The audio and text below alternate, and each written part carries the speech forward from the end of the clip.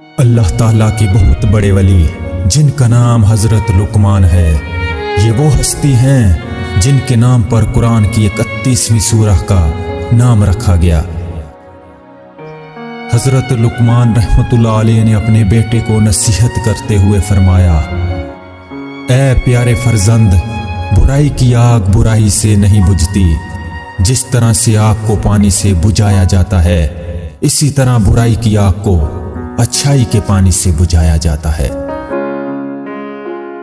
کسی انسان کی موت پر خوش نہ ہونا، مصیبت زدہ شخص سے مذاق نہ کرنا اور اچھائی کو کبھی مت روکنا۔